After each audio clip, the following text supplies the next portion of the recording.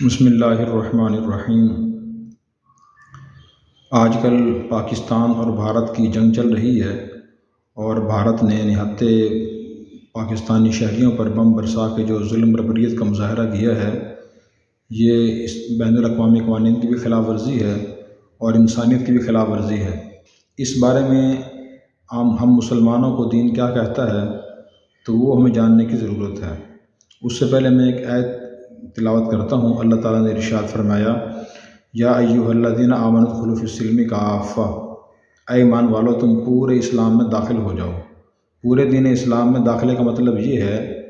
کہ جس موقع پر اسلام کی جو تعلیمات ہوں، جو احکامات ہوں،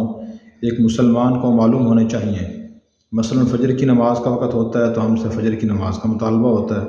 عشاء کی نماز کا وقت ہوتا ہے تو ہم سے عشاء کی نماز کا مطالبہ ہوتا ہے، اور جب رمضان المبارک کا مہینہ آتا ہے تو ہم سے روزوں کا مطالبہ ہوتا ہے، عید الاضحیٰ کا موقع آتا ہے تو ہم سے قربانی کا مطالبہ ہوتا ہے، اور اسی طرح حج کا موقع آتا ہے تو ایک مالدار صاحب استطاعت مسلمان سے حج کا مطالبہ ہوتا ہے۔ تو جہاد کے بارے میں ابھی جو جہاد جنگ چل رہی ہے، یعنی کافروں کی تو جنگ ہے اور مسلمانوں کا یہ اسلامی جہاد ہے، تو جہاد کے بارے میں اسلام کیا کہتا ہے تو یہ بھی ایک مسلمان کو معلوم ہونا چاہیے۔ تو اس کے بارے میں عرض یہ ہے کہ جہاد بھی ایک اسلامی فریضہ ہے، اور اس کے بارے میں قرآن کریم کی 400 آیات نازل ہوئی ہیں، اور نبی کریم صلی اللہ علیہ وسلم کی سینکڑوں احادیث ہیں۔ اب اس 400 آیات جس فریضے کو بیان کر رہی ہوں، سینکڑوں احادیث جس کو بیان کر رہی ہوں، وہ کتنا عظیم الشان فریضہ ہوگا۔ جو بھی حدیث کی مستند کتاب اور ماخذ ہے، اس میں کتاب السیر والجہاد اور کتاب المغازی کے نام سے ایک مستقل عنوان ہوتا ہے، اور اس کے تحت نبی کریم صلی اللہ علیہ وسلم کی احادیث ہوتی ہیں، جس میں آپ نے جہاد کے فضائل بیان فرمائے، اور اسی طرح مجاہد کے فضائل بیان فرمائے، جہاد کے آداب بتائے، جہاد کے احکام بتائے، اور اسی طرح آپ صلی اللہ علیہ وسلم نے جن غزوات میں حصہ لیا، صحابہ کرام نے جو جہاد کیے ہیں، ان کے حالات ہوتے ہیں، غزوہ بدر، غزوہ احد، غزوہ خندق، غزوہ خیبر، غزوہ تبوک، فتح مکہ، اور اس طرح آپ صلی اللہ علیہ وسلم نے بنفس نفیر بذات خود 27 غزوات میں حصہ لیا، یعنی 27 جنگی سفر ایسے تھے جن میں آپ صلی اللہ علیہ وسلم خود تشریف لے گئے ہیں۔ یہ سیرت ابن ہشام میں بھی ہے، طبقات ابن سعد میں بھی ہے، اور تمام مستند کتابوں میں ہے۔ جب تک نبی کریم صلی اللہ علیہ وسلم اور صحابہ کرام مکہ میں تھے تو اس وقت آپ کو اور صحابہ کرام کو اللہ کی طرف سے حکم یہ تھا، کفوا ایدیکم، کہ اپنے ہاتھ روک کے رکھو، کفار تم پر جو ظلم کریں، زیادتی کریں، تم انہیں برداشت کرو، اور آپ کو یہ حکم تھا کہ فاصدع بما تؤمر واعرض عن المشرکین، اللہ کے جو احکام آپ تک پہنچ رہے ہیں آپ انہیں کھول کھول کر بیان کر دیجئے، اور کفار جو مخالفت کر رہے ہیں تو آپ ان سے اعراض کیجئے، کنارہ کشی کیجئے۔ اور یہ حکم تھا وجاہدہم بہ جہادا کبیرا، قرآن کریم کے ذریعے آپ ان سے جہاد کیجئے، قرآن کریم سمجھائیے، ان کو پیش کیجئے اور ان کو سمجھانے کی کوشش کیجئے، یہ آپ کو حکم تھا۔ اسی طرح یہی حکم تھا کہ اپنے نفس سے جہاد کریں اور قرآن کریم کے ذریعے جہاد کریں، اپنی نفسانی خواہشات جو دین کی تعلیمات کے خلاف ہیں ان کے خلاف جہاد کیجئے۔ تو جہاد کا لفظ بھی قرآن کریم میں استعمال ہوا اور قتال کا لفظ بھی استعمال ہوا ہے، ان دونوں کا مفہوم سمجھنا ضروری ہے۔ جہاد کا مطلب تو ہوتا ہے جد و جہد کرنا، پوری کوشش کرنا کسی بھی کام کے لیے۔ ہماری اردو زبان میں جہاد جنگ کے معنی میں استعمال ہوتا ہے، یعنی دشمن کے خلاف، کافروں کے خلاف مسلح جد و جہد کرنا، ان پہ حملہ کرنا، ان کے حملوں کو ناکام کرنے کی کوشش کرنا، اسے جہاد کہا جاتا ہے۔ تو عربی زبان میں کوئی بھی جد و جہد اور کوشش ہو تو اسے جہاد کہا جاتا ہے، اور قتال کا معنی لڑنا ہوتا ہے، کفار سے لڑنا۔ تو جہاد جو ہے اسلامی جہاد، جس کی اسلام نے اجازت دی ہے اور ترغیب دی ہے، اس کی شرائط ہیں، تو اس جہاد کی اسلام میں بڑی فضیلت ہے۔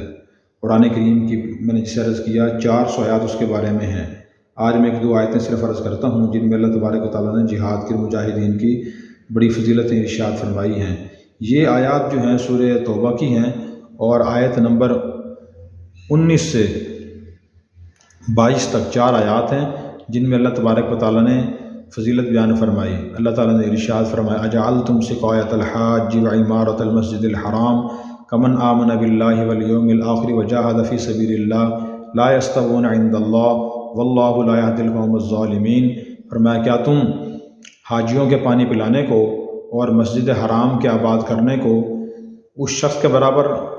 کا سمجھتے ہو جو اللہ پر ایمان لے آیا اور آخرت پر ایمان لے کر آیا ہے اور اللہ کے راستے میں وہ جہاد بھی کرتا ہے؟ یہ اللہ کے ہاں برابر نہیں ہیں۔ اللہ ظالم قوم کو ہدایت نہیں دیتے۔ یہ جو آیات ہیں، اگلی آیات اور یہ آیت، اس کے بارے میں صحیح مسلم میں ایک روایت ہے۔ حضرت نعمان بن بشیر رضی اللہ عنہ فرماتے ہیں کہ جمعے کے دن میں نبی کریم صلی اللہ علیہ وسلم صحابہ کرام یعنی مسلمانوں کے ساتھ مسجد نبی میں حاضر تھا، اور وہاں بیٹھ کر ایک شخص نے یہ کہا کہ اگر میں اسلام قبول کرنے کے بعد صرف حاجیوں کو پانی پلاتا رہوں، میں کوئی اور نئے کام نہ کروں، مجھے اس کی ضرورت نہیں ہے، میری نجات کے لیے حاجیوں کو پانی پلانا ہی کافی ہے۔ دوسرے شخص نے کہا کہ میں آئندہ مسجد حرام کو آباد کروں گا، یعنی اس میں زیادہ وقت گزاروں گا، تو میری نجات کے لیے یہی کافی ہے، میں کوئی اور کام نہ بھی کروں۔ تو تیسرے شخص نے کہا کہ نہیں، ان سے افضل کام جو ہے وہ اللہ کے راستے میں جہاد کرنا ہے اور ہمیں وہ کام بھی کرنا چاہیے۔ تو نعمان بن بشیر رضی اللہ عنہ فرماتے ہیں کہ یہ باتیں آپس میں کرتے ہوئے ہماری آواز ذرا بلند ہو گئی، تو سیدنا فاروق اعظم رضی اللہ عنہ نے ہمیں ڈانٹا اور انہوں نے فرمایا کہ تم خاموش ہو جاؤ اور نبی کریم صلی اللہ علیہ وسلم کی مسجد میں آپ کے ممبر کے پاس تم اونچی اونچی آواز سے باتیں نہ کرو،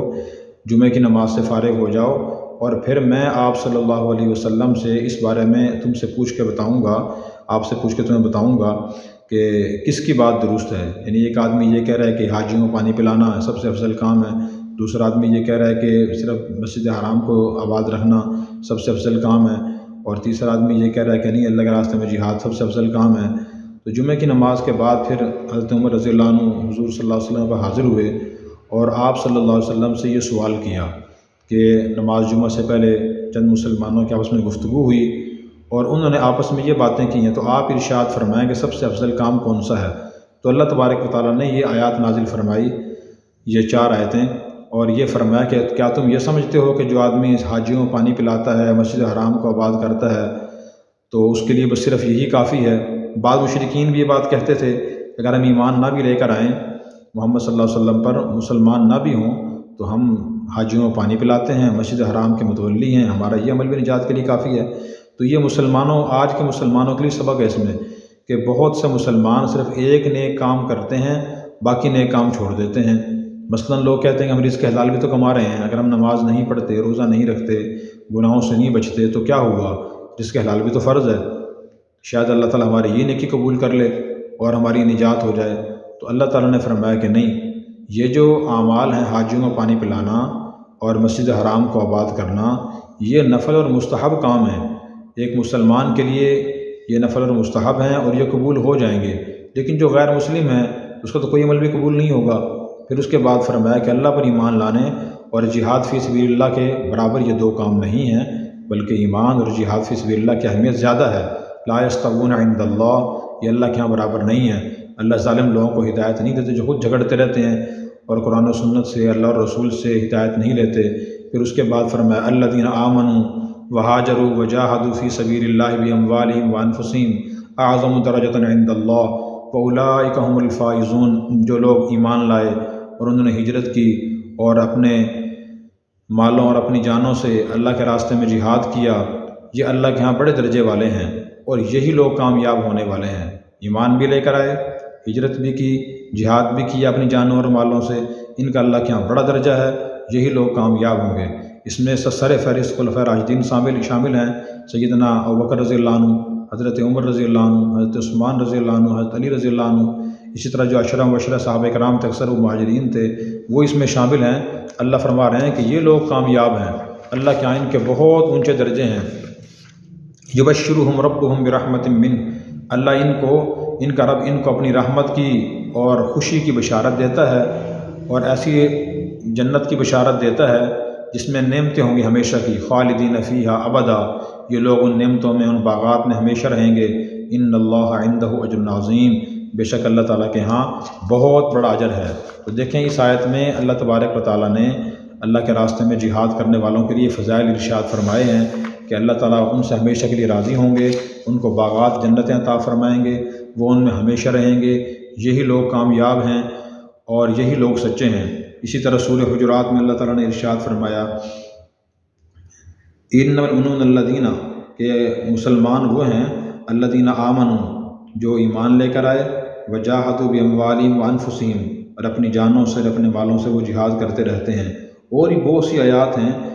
جن میں اللہ تعالیٰ نے جہاد کی اور مجاہدین کی فضیلت بیان فرمائی ہے۔ تو اس لیے ہمیں ہمارے دل میں جہاد کی، اسلامی جہاد کی اور مجاہدین کی فضیلت ہونی چاہیے، اور ہمیں آج کل ایسی آیات اور احادیث پڑھنی چاہیے تاکہ یہ جو دین کا ایک اہم فریضہ ہے اور اس کے بارے میں جو آیات اور احادیث ہیں وہ بھی ہمارے علم میں آئیں۔ بعض مسلمان ناواقفیت کی وجہ سے جہاد کو ہی برا سمجھتے ہیں، اسلامی جہاد کو، اور وہ یہ سمجھتے ہیں کہ جی لڑائی اچھی چیز نہیں ہے، آدمی کو لڑنا نہیں چاہیے۔ تو دیکھیں لڑائی دو طرح کی ہوتی ہے، ایک ہوتی ہے مسلمانوں کی آپس میں لڑائی، ہاتھا پائی کرنا، خدا نخواستہ ڈنڈے مارنا، کسی مسلمان کو قتل کر دینا، یہ تو عظیم گناہ ہے اور اس کے بارے میں وعیدیں ہیں، اور اس کے بارے میں بڑی سخت سخت سزائیں اللہ کے رسول نے بیان فرمائی ہیں۔ تو اللہ تعالیٰ نے فرمایا من قتل مؤمنا متعمدا فجزاؤہ جہنم خالدا فیہا، جو کسی مسلمان کو جان بوجھ قتل کرے گا اس کی سزا جہنم، اس میں ہمیشہ رہے گا۔ نبی پاک صلی اللہ علیہ وسلم کی بھی بڑی سخت اس بارے میں احادیث ہیں۔ لیکن دوسرا ہے کفار سے جہاد کرنا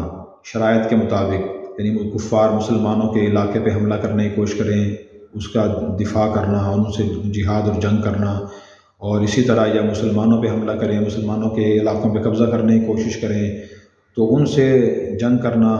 دفاعی جنگ کرنا، یہ شرائط پوری ہوں تو اقدامی جہاد کرنا، یہ ایک شرعی فریضہ ہے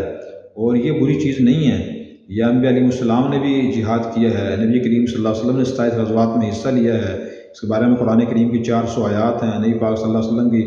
سینکڑوں اس بارے میں احادیث ہیں۔ تو دونوں میں فرق کرنا چاہیے، جو مسلمانوں کی آپس کی لڑائی ہے وہ بری ہے، لیکن جب شرائط پوری ہوں اور ضرورت ہو تو اس کے تحت اسلامی جہاد کرنا اس کے فضائل ہیں، وہ بری چیز نہیں ہے۔